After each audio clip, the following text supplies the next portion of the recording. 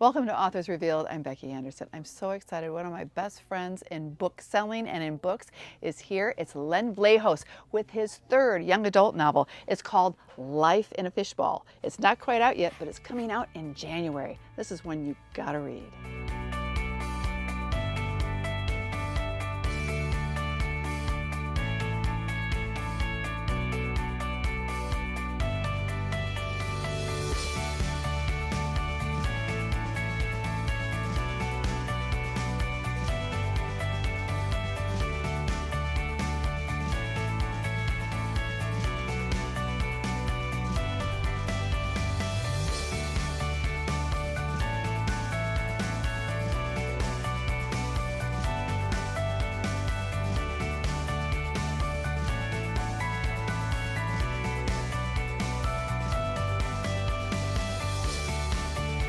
Well, Len, it's so great to see you, old friend. It's great to be here, Becky. And I am so excited about this book. I want to tell you, this is your best work yet. Well, I'm really proud of it, but thank you. That's nice. No. I read it and I couldn't put it down. But I want to hear about the story about how this all came together, because that's always the interesting part about this. But the thing is, this book is not out yet, and it's not due to pub until January 3rd. Correct. It is coming January. So we have advanced readers here. And tonight, you're doing what we call a pre-publication event out at our warehouse with about 60 kids and educators.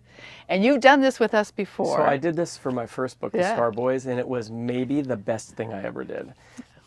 Those kids and educators were so incredibly warm, enthusiastic, excited. It was nice to be in a room full of mostly young people who love reading. Yeah. And I think you're going to have the same thing tonight. Great. So we have some very excited. We have one teacher driving a bus. She got her license to drive one of the smaller buses. And we have several librarians who have learned to do that because they love bringing their students. And we're going to probably have some repeat kids who came to see you before. Good. They haven't aged out? They haven't graduated? No, I think maybe some of these librarians invited them back. Okay, good. So they can see you. Good. So Life in a Fishbowl, and it's coming out in January. And so I want to know, for this book, where did the ideas come? Because this book is so many things. It's so many things. And I think you could take different things away from it. Like you said when we spoke earlier, you said something about when it's translated into other languages, you're wondering what will be the emphasis in the way someone else will publicize and what this book is about. Right. So it's a book about teenage angst. It's a book about the death of a loved one and the dying of a loved one and what happens beforehand. But it also has a lot of black humor, but done in a really great way that you put into this. Thank you.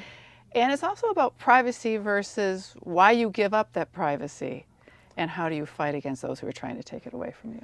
Right. So my first two books, The Scar Boys and Scar Girl, were drawn on personal experience. I had dropped out of college and gone on the road with a punk band, and that became the basis for those books. This book was drawn from whole cloth, and I am super proud of it for that reason. I feel like as a writer, it's sort of evolutionary for me. Yeah. But so the original idea for this book, I was reading a newspaper article in 2008. This guy named Ian Usher was going through a really bitter divorce, and he put his life for sale on eBay. Not his actual life, but his things, his house, his car, and I think the ad said, "You even get my friends and my cat," or something, because he just wanted to start over.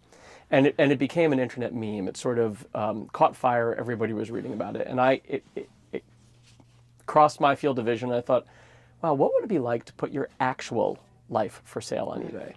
And I should say several years earlier, when I was in high school, I had seen a movie called Whose Life Is It Anyway?, which was based on a play. And the movie starred Richard Dreyfuss, who was one of my favorite actors from Jaws and Close Encounters and later Mr. Holland's Opus.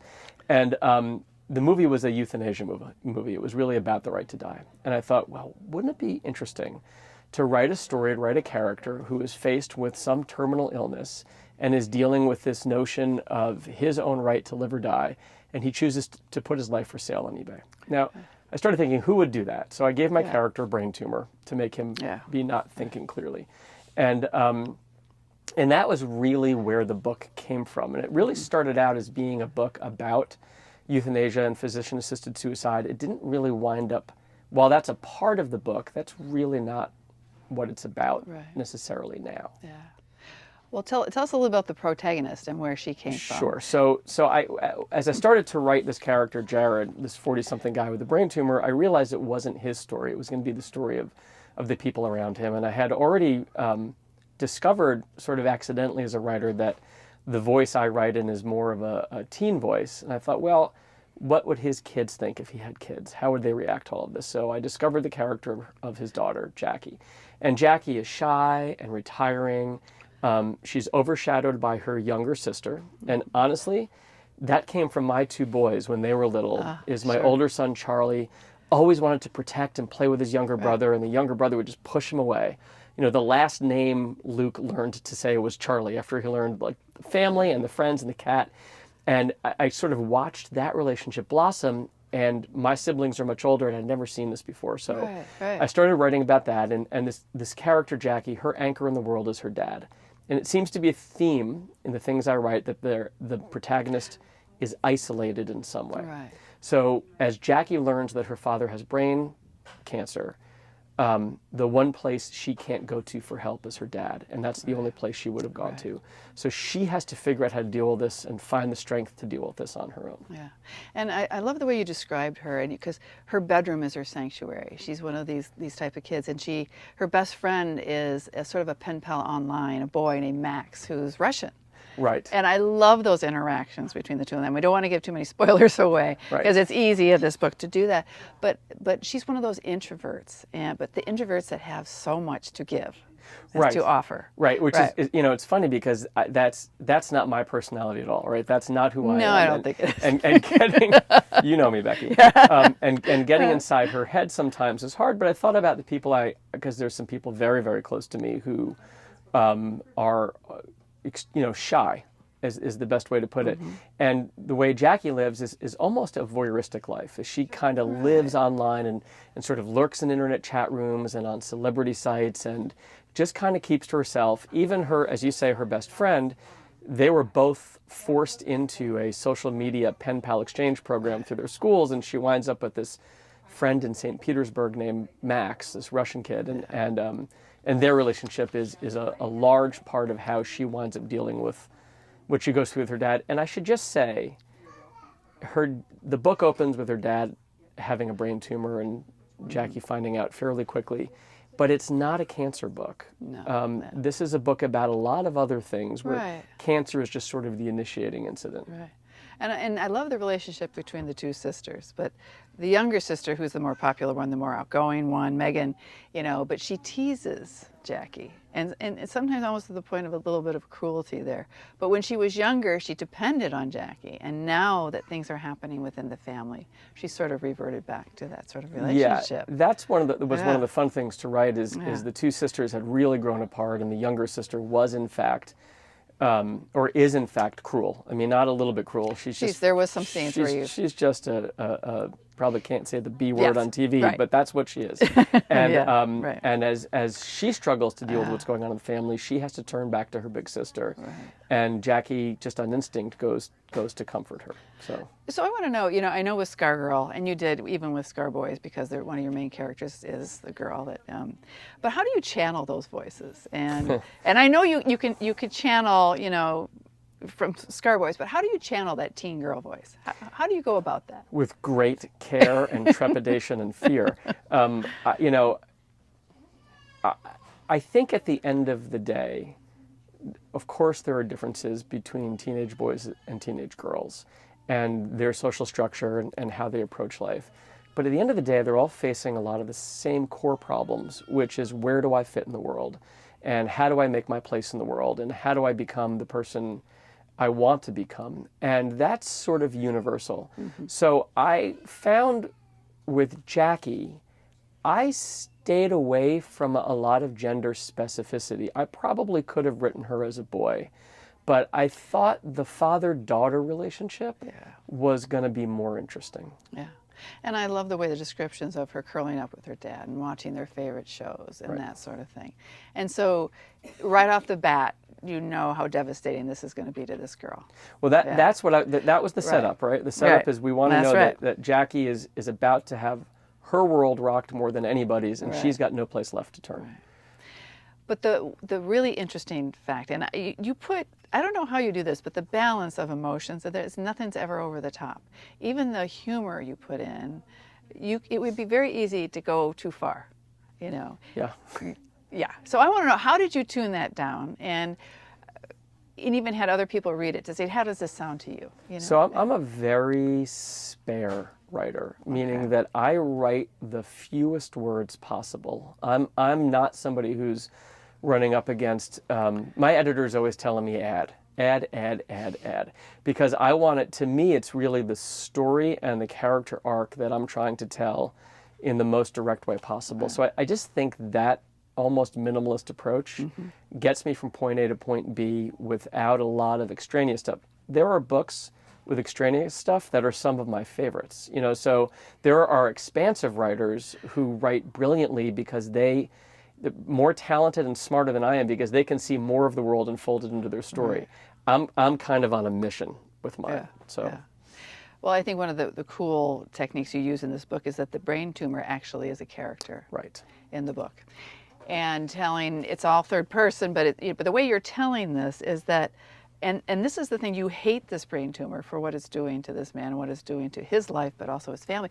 But you're seeing what the brain tumor is seeing, and what is it doing? This is a hungry brain tumor, but he's eating up memories. Right. And that, I love this way in which you told Jared's story and that of his family. So as I was writing Jared, I don't remember sort of the moment of luck or inspiration or whatever you'll call it. But as I was writing Jared, you know, he was deteriorating. His faculties were deteriorating, which is why, I don't know if we've said this, but in order to make his family solvent, Jared, thinking not clearly because he has a brain tumor, auctions his life on eBay. Right. And he sort of continues to decline his faculties.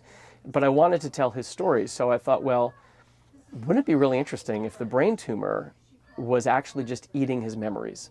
And I think an early working title of the book might have been The Memory Eater. But I changed that because it wasn't really the brain tumor story. It is a little bit. Right. So the brain tumor is consuming Jared's memories, especially as they relate to Jackie. Right. And every time the brain tumor eats one, the memory is gone for Jared. So Jared fades a little, but the tumor at the same time is actually turning into Jared. It thinks it's becoming Jared.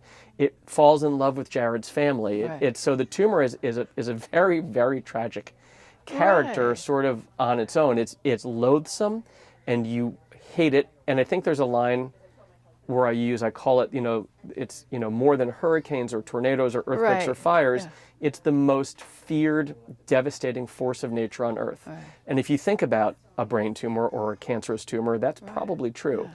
But at the same time, I thought it would be a fun writing challenge, is how do you make this horrible, horrible thing both sympathetic in that it has sympathy or empathy, and that the reader can find some small measure of sympathy or empathy for it. Yeah. And you know what, I kept thinking, and I think I mentioned this earlier today, but about, any of us who go through with a loved one, whether it's cancer, but it's dementia, it's Alzheimer's, when people start losing those memories and something's eating them and you're losing them, that's what I think anyone can relate to, that whether they had a grandmother or an aunt or somebody or a grandfather, but they can relate to this to know how devastating it is, not only for the person themselves, but for their families. Yeah, my mom is going through that now. My mom has dementia. She's 85, and she's still knows who we are, but you'll sit and talk with her, and she'll say, I just cooked some stuffed peppers, and Mom, you haven't cooked in 10 years. And, what I have learned from her, and I don't know how much of this made it into the book, is how much more love and care we need to give people in those situations, because there are times when it's clear she knows, and I can't imagine what that feels like. Yeah. So, and it's horrible to watch. It's horrible, and it really, really is horrible to watch. So I thought in the book I'd put it all on TV. Right, and that makes a whole nother twist, and without too many. But so let's get into some of these other characters, and that sort of leads into that. There's the stories of those when it's still on eBay, because, well, I guess we can say, because that's pretty early in the book. The first quarter of the book is when the eBay auction is happening. Right. So these people who are bidding, on his life. And there are some interesting people. Yeah. Well, I sat and thought, who would actually respond to this bid? Right. And who would have the money to respond to this bid, and who would respond to this bid? Right. The first one that popped into my head, the first character I wrote, I thought, okay, it's going to be the Catholic Church, right? And because I thought of Terry Schiavo, and I thought, here's an opportunity to make a statement about the value of life or the sanctity of life, the way the church views it. And I should say I'm not Catholic, but I have many of my friends and family are. Right. But so I created this nun who is really kind of just evil. She's just kind of awful. And she sees, and because this is happening in the parish where she is a nun, where her convent is, she sees an opportunity here. So she goes to the cardinal, who's a really good guy character, and she convinces the cardinal that they need to get involved in this, and they become one of the bidders. And the idea is bidding on his life to preserve it. To preserve it, right. Right. Yeah, and it's really interesting how she keeps bidding higher and higher. It's, within this bidding war. And then you have another teenager, and her name is Hazel Huck. I loved her. Yeah, Hazel Huck, I should say, so I have a friend from Alabama named Paige Poe. And so I was thinking of a fun alliterative name for someone from Alabama. That's how I came up with Hazel Huck. But Hazel, like Jackie, lives in an online world. She's a World of Warcraft or EverQuest gamer, and all she wants to do is be in that world. And she's even created an identity for herself. But she sees Jared's story on the news about the eBay listing, and it touches her. She had lost a dog to a brain tumor when she was a little kid, and it moves her in a way that she decides to mobilize forces inside the gaming world to raise money for Jared and try and win the auction. And then, well, we don't want to give too much, but she comes to play later in the book and stuff. What happens with play Jackie. later in the book, and that, so we're not going to spoil that. But then, okay, we'll get to the one character that leads to the TV stuff. But the most despicable of all of your side characters, Sherman Kingsborough. So the billionaire, the 23 years old, filthy rich. So I should say, in the original draft, he was not 23. He was in his 40s or 50s, and my editor said we got to bring him down in age. And we did, and it was a really, by the way, for those who don't know, that's what editors do, is that's the kind of comment they'll make and say, this character was not as relatable. How can you make this character more relatable? Right. So what I did is I made him younger, and he is, I think there's a line I used that describes him really well, that is no longer even disgusted by his own depravity. He's like beyond the ability to be disgusted by his own depravity. Because he's grown up as a trust fund brat. He's had free reign of the world, and no parents paying attention, and he's abused it. So he's really a soulless character. Right. And he elects to bid on Jared to create a Hunger Games style hunting thing where they're just both going to be in the woods with bows and arrows and hunt each other to the death. Yeah. He's just a twisted character. He's very twisted, and it talks about the things that he's done in his life. He's just totally soulless. Yeah. Yeah. And then we come to Ethan Overby, right? Ethan Overby. So tell us about Ethan, because this is where one of the big cruxes of the whole novel comes in, and I think gets Jackie motivated to make Ethan Overby turns out in a way to be the main antagonist of the book. And I should say, unlike a lot of other young adult novels, this is written in the third person. It's an ensemble cast. We follow each of the characters you and I are discussing here from time to time. But so Ethan is a young rising star at the American Television Network, ATN. He's a deputy executive in charge of programming. And as soon as he sees Jared's listing, he thinks he has found the reality TV show of the century. We're going to watch this man die in prime time.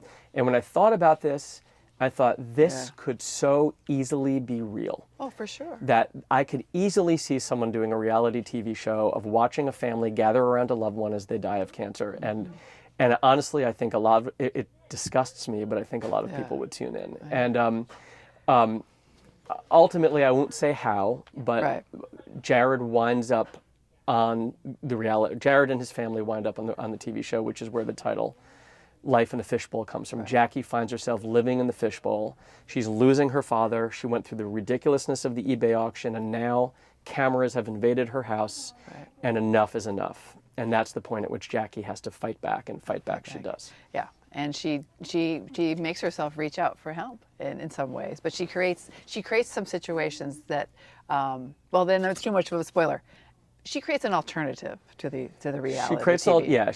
She and her friends, I'll say it, it's fine. Okay. They create a shadow YouTube show about what's really happening behind the scenes. Right. And the person she first reaches out to help is Max in Russia, because he's so far away and so dispassionate. It's the only way she feels safe. Right.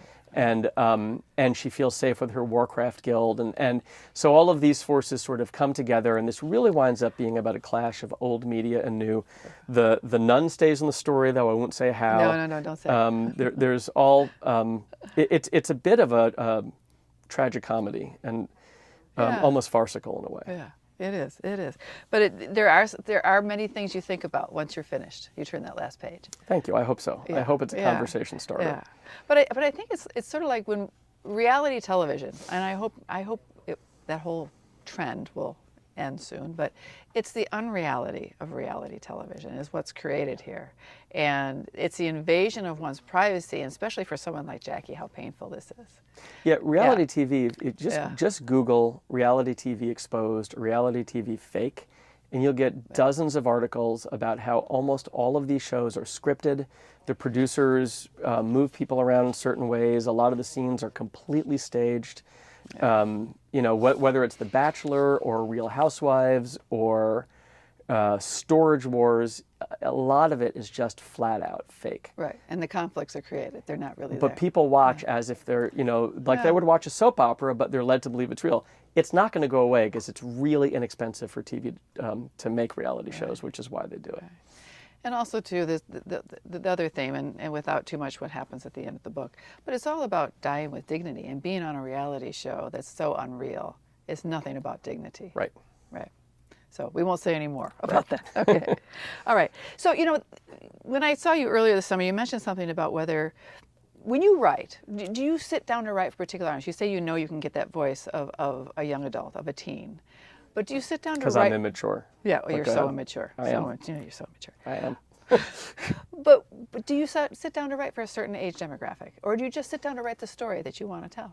My problem is I sit down to write the story I want to tell. The Scar Boys was an adult novel in its first draft that got rewritten as a young adult. This is a novel that will absolutely read up for adults. Oh, sure. And in fact, in the original draft, it really was neither adult nor young adult, and my editor helped me bring Jackie forward and Hazel forward in the book to make it a little more for the audience. I am thinking of one audience and one audience only when I'm writing, and it's horrible to say, but it's me. Yeah. I write stories that I think I want to tell, that I think people want to hear, and then I'll have other people start to read them and find out if in fact there was an audience or not. Yeah, right. And I think that's what you have to entertain yourself with your storytelling before you can show it to someone It's else. catharsis in a way. That's right.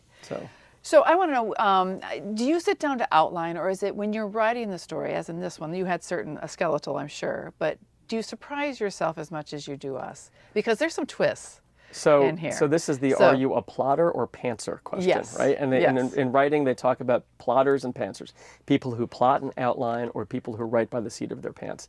I am much more of a pantser. Ooh, I love that answer.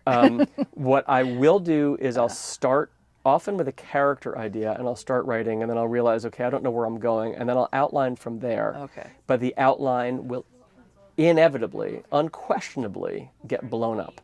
So I will start following the outline. Well, that's a stupid thing. Why did I put that in the outline? And it'll go in a different direction. Right. So I surprise myself all the time. Well, it's apparent when we read it too. Yeah, there's something. There's that, a big that scene. comes through. There's a big impactful scene which we're not going to talk about in the middle of the book, which I didn't see coming till I wrote it. Yeah. Okay. So I think I know which one you're talking about.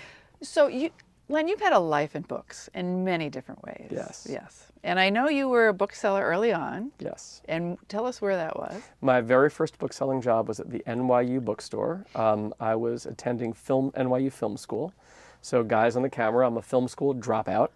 But I also worked for some independent bookstores, and I worked for Walden Books. And then I spent the bulk of my career at the American Booksellers Association. Yeah.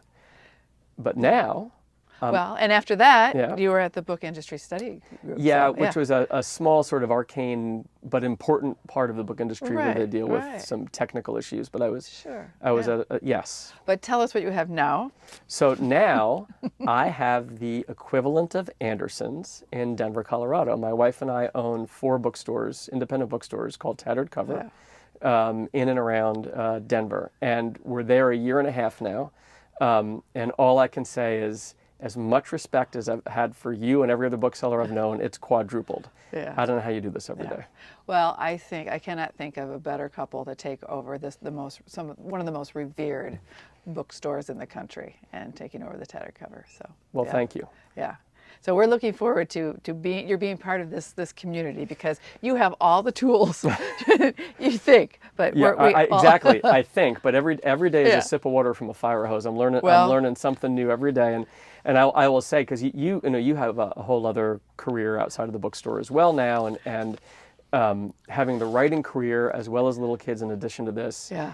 You and I talked about this earlier. Right. I'm just tired. I mean, thank goodness for insomnia. Yeah, So. that's right. Well, you got to check those times out. Create those times that slow time down, and that's sleeping too. Okay. All right. Good luck with that. Have your people call my people.